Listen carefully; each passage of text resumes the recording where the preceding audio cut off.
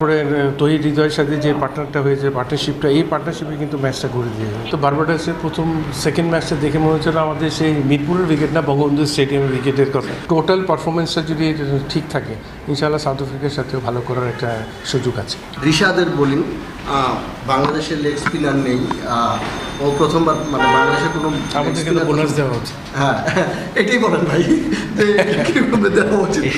Is it a trump card against South Africa? আপনি দেখেন এই রিশাদকে নিয়ে আমরা সিলেকশন প্যানেল কত যুদ্ধ করতে হয়েছে এই ছেলেটাকে এস্টাবলিশ করার জন্য একটা ফার্স্ট ক্লাসের টিমের মধ্যে রেগুলার এই ধরনের হাই পারফরমেন্সে রাখা এগুলো নিয়ে অনেক ধরনের কথা মানুষ থেকে শুনতে হয়েছিল। এমনকি আমাদের অনেক কোচরাও ওকে কিন্তু সাহস করেনি খেলানোর জন্য। তো সেই হিসাবে সব কিছু বাধা ডিঙ্গিয়ে কিন্তু ওকে একটা পর্যায়ে এনে কিন্তু আমরা ঢুকিয়েছি। তো সেই হিসাবে এই ছেলেটা কিন্তু অলমোস্ট ট্রাম্পার। আজকে যে বোলিংটা করেছে এটা কিন্তু এই জন্য হাতুড়ে সিংও কিন্তু আমাদেরকে যথেষ্ট কনফিডেন্ট দিয়েছিল এই ধরনের একটা বোলারকে কিন্তু এস্টাবলিশ করার জন্য। সব কিছু মিলে টিম ম্যানেজমেন্ট এবং আমাদের সময় আমরা সিলেকশন প্যানেল সব একসাথে কাজ করে কিন্তু এই ছেলেটাকে এস্টাবলিশ করেছি। এখন এর দেশকে দেওয়ার পালা। এখন ওর যদি কন্টিনিউস এই প্রসেসটা যদি কন্টিনিউ করতে হবে দেশকে আরও কিছু দিতে পারবে এবং সামনের ম্যাচটাও দেখেন ট্রাম্প কার্ড হিসাবে আসবে। যে হাইপটা উঠছে ওকে নিয়ে এইটা কি একটু লাগাম থাকা উচিত কিনা? আপনি দেখেন আমরা তো যে কোনো সময় যে কোনো একটা খেলোয়াড়ের পারফরমেন্সকে নিয়ে কিন্তু যথেষ্ট হাততালি দেওয়া শুরু করে দিই, বাট একটা জায়গায় একটা লিমিটেশন থাকা উচিত। আমরা চাই একটা খেলোয়াড় যাতে দেশকে 10 বছর মিনিমাম সার্ভিস দিতে পারে ওই ধরনের চিন্তা করে আগায়, লং টাইম সার্ভিস দিতে পারে দেশকে, যে দেশের জন্য ভালো ক্রিকেটটা খেলা ওই ধরনের চিন্তা করে ছেলেটাকে খেলতে দিন। এমন কোনো ডিস্টারবেন্স করবেন না যাতে আবার সেই পারফরমেন্স নিয়ে টানাটানি শুরু হয়, কারণ ইন্টারন্যাশনাল পারফরমেন্সটা ধরে রাখা কিন্তু অনেক কষ্টের। একটা খেলোয়াড় জানে এই ধরনের পারফরমেন্সটা কেমনে স্টেবিলিটির মধ্যে থাকতে হয়। তো আমার বিশ্বাস যে একটা লেগ স্পিনার আমাদের দরকার ছিল এবং ওর খালি লেগ স্পিন না, ওর ব্যাটিংটাও যথেষ্ট ভালো আছে। টিমের প্রয়োজনে কিন্তু গুরুত্বপূর্ণ ইনিংস খেলার ক্ষমতা আছে। তো আমি বিশ্বাস করি যে ওকে নিয়ে যদি টিম ম্যানেজমেন্ট ভালো মতো চলতে পারে আমাদের অনেক কিছু দিতে পারবে। সব কিছু মিলে যে এই উইনটা কিন্তু বাংলাদেশে যে ধারাবাহিকভাবে কয়েকটা সিরিজে যথেষ্ট ভালো যায়নি আমরা, এটা নিয়ে সবাই ওয়ারিড ছিল। তো আমি বিশ্বাস করি যে আমাদের একটা কনফিডেন্স ছিল প্লেয়ারদের উপরে যে একটা না একটা সময় তো ঘুরে দাঁড়াবে, কারণ 1 থেকে 1.5 বছর কিন্তু T20 ফর্মেটে একটা ধারাবাহিকভাবে কিন্তু ভালোই ক্রিকেট খেলেছে। সেই হিসাবে আমাদের কনফিডেন্স ছিল প্লেয়ারদের উপরে যে এটা একটা সময় এরা ঘুরে দাঁড়াবে। এবং প্রথম ম্যাচটা কয়েকটা পার্টনারশিপ যথেষ্ট ভালো হয়েছে, স্পেশালি লিটন ট্রেমেন্ডাস ব্যাটিং করেছে, দ্যাট ইজ পেশেন্সলি কিন্তু ব্যাটিং করেছে, বেসিকের উপরে গিয়েছে, ইম্প্রোভাইজ খুব একটা যায়নি। তারপরে তহিদ হৃদয়ের সাথে যে পার্টনারটা হয়েছে পার্টনারশিপটা এই পার্টনারশিপে কিন্তু ম্যাচটা ঘুরে দিয়ে দাঁড়িয়েছে। তো সব কিছু মিলে বলবো যে এই জয়টা সামনের ম্যাচগুলির যে কয়টা ম্যাচ আছে এগুলি ভালো খেলার জন্য কিন্তু যথেষ্ট সাহস দিবে এবং এই প্রসেসটা কন্টিনিউ থাকলে ইনশাআল্লাহ আশা করি ওয়ার্ল্ড কাপের পরবর্তী ম্যাচগুলি ভালো করবে।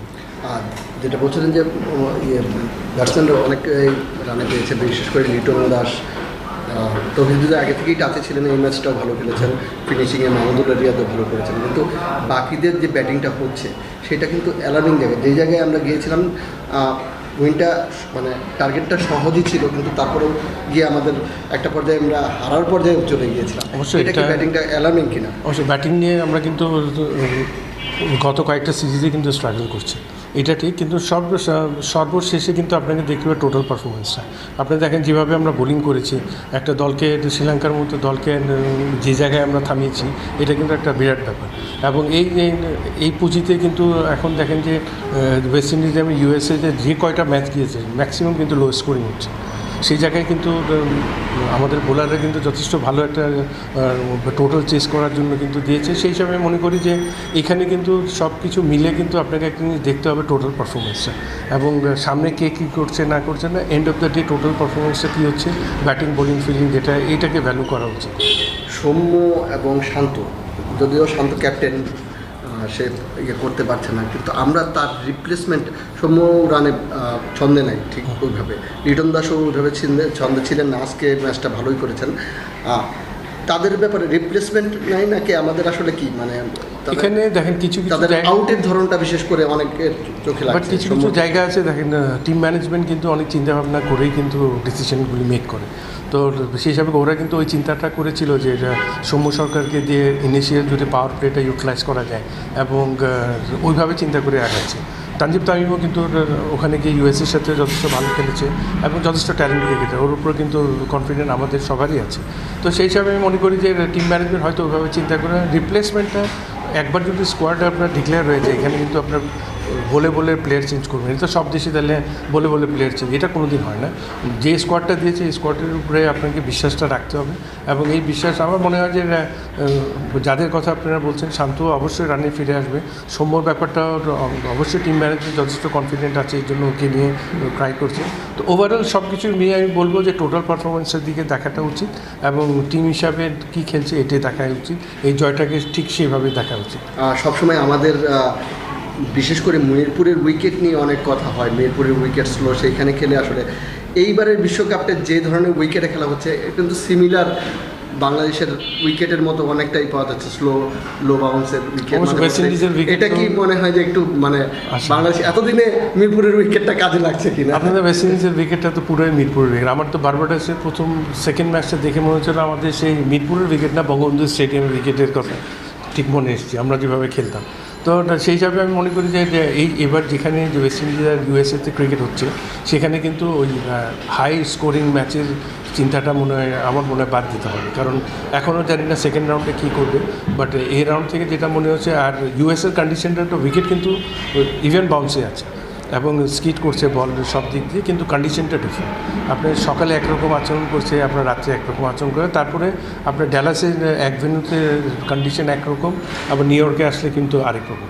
তো সেই হিসাবে অ্যাডজাস্টমেন্টটা প্লেয়ারদের জন্য একটু ডিফিকাল্ট হচ্ছে। তারপরে আমি বলবো যে যেহেতু আইসিসি ইভেন্ট, এরা এই দিকে নজর রাখবে এবং এক্সাইটিং ক্রিকেটের জন্য আমরাও কিন্তু দেখার জন্য অপেক্ষা আছি।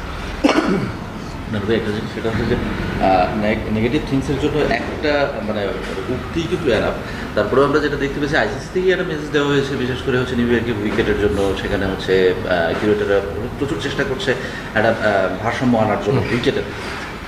নেক্সট ম্যাচ সাউথ আফ্রিকার বিপক্ষে আমাদের যে ব্যাটিং লাইন আসলে সেইখানে আসলে মানে আপস অ্যান্ড ডাউন কিংবা প্রিপারেশনটা কেমন হওয়া উচিত? এখানে যেটা বললাম, আমাদের বোলারদের একটা হার্ড ওয়ার্কের প্রয়োজন আছে, যাতে সাউথ আফ্রিকাকে একটা কম রানের মধ্যে যাতে রাখা যায়, সেই হিসাবে তাহলে ব্যাটসম্যানদের জন্য সুবিধা হবে। এখানে আগাম ওইভাবে বলতে পারবে না টস জিতে ব্যাটিং করে আমি 180-র উপরে রান করে ফেলবো, এইভাবে চিন্তাভাবনাটা কিন্তু করা ঠিক না, কারণ কন্ডিশনটা ডিফারেন্স। আপনি দেখবেন নিউ ইয়র্কে আবার অনেক সময় হয় কি, আপনার যে একটু মেঘলা হয়েছে, আপনার টেম্পারেচার কিন্তু ফল করে আসে, তখন বল সুইং করা শুরু করে।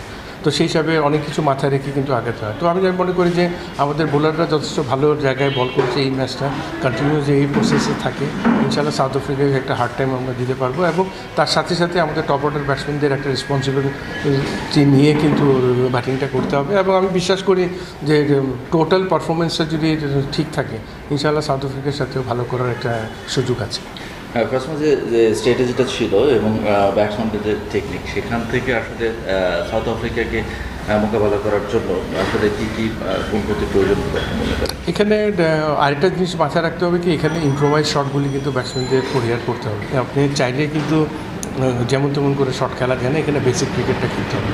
এখানে উইকেটটা ধরে রাখতে হয়, প্রথম 10 ওভার যাতে উইকেট থ্রো না করা যায়, যতটুকু উইকেট রাখা যায়, পরের 10 ওভারে অ্যাটলিস্ট 80 থেকে 90 রান করার একটা পসিবিলিটি থাকে। এখানে যদি 165 থেকে 170 রান করা যায়, যে কোনো ম্যাচে কিন্তু ডিফেন্ড করার চান্স থাকে। তো আমি বিশ্বাস করি সাউথ আফ্রিকার সাথে টিম ম্যানেজমেন্ট চিন্তাভাবনা করে 11টা সেট করবে এবং বেস্ট পসিবল সাইডটাই খেলবে আর বেস্ট পসিবল ক্রিকেটটাই আমরা দেখতে চাই। হ্যাঁ, অতীত যেটা দেখেছি, যদিও লাস্ট ওয়ার্ল্ড কাপে সাউথ আফ্রিকার সাথে আমরা ভালো করতে পারিনি, তারপরে সাউথ আফ্রিকা বাংলাদেশের সামনে আসলে কেমন যেন একটা শেকই থাকে, আশার আলো কিংবা হচ্ছে এক্সপেকটেশনটা আসলে কেমন? বাট এখানে এক্সপেকটেশনটা ইজ ভেরি ডিফিকাল্ট, কারণ কন্ডিশনের জন্য আমি বলছি, যেহেতু ড্যালাসে একরকম উইকেটে ম্যাচ খেলেছে, এখন নিউ ইয়র্কে গিয়ে কিন্তু আরেক ধরনের খেলা খেলতে হবে। তো তারপর আমি বিশ্বাস করি একটা জয় কিন্তু সবসময় সাহসটা কিন্তু অনেক বাড়িয়ে দেয়, তো টিমের মোরালি অনেক স্ট্রং হয় এবং সিনিয়র জুনিয়র সবাই মেন্টালি স্ট্রংভাবে যদি আগায়, ইনশাআল্লাহ সাউথ আফ্রিকাকে একটা ভালো জবাব দিতে পারবো বলে আশা করি।